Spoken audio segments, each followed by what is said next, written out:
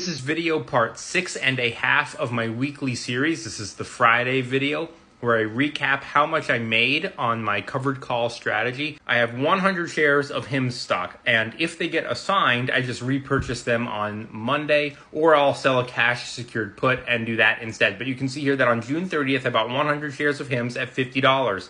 And on July 7th, I sold one covered call to expire on July 11th, which is today, with a $50 strike price. But here's the mistake that I made. I sold this covered call first thing Monday morning when HIMS stock was down. So this is Monday. You can see it right here, 7/7. You can see that HIMS dropped pretty hard at the open on Monday, which meant that I was really out of the money on my $50 call.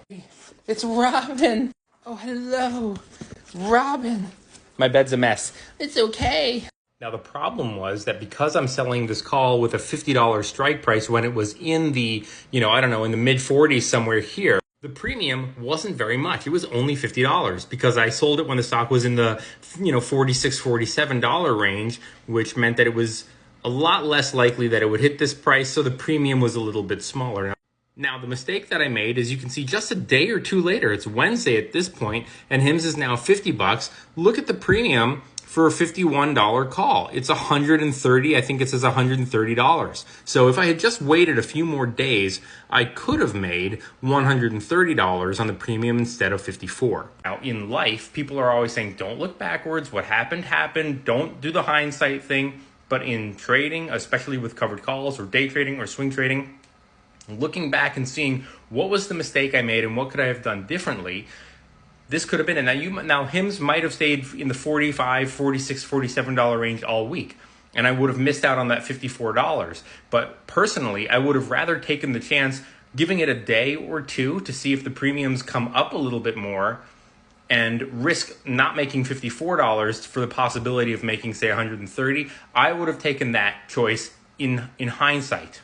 And you look here at the chart for HIMS, and what do you notice right down here? This blue, it is oversold on the relative strength index. And of course, the relative strength index is not a guarantee, it is just an indicator, but you can see that as it starts to move up, it starts crossing all of these moving averages on the way up, and there's an increase in volume. So I could have taken the chance. I probably should have, but I didn't. Oh well. But that's not all, because I had another 200 shares that I purchased on July 7th at $45.87, and I sold two covered calls, also expiring on the same day. And look at the premium that I made on this one, $366 for the two contracts. Because I'm looking at it, HIMS closed at $47.89, which means that I lost my 200 shares.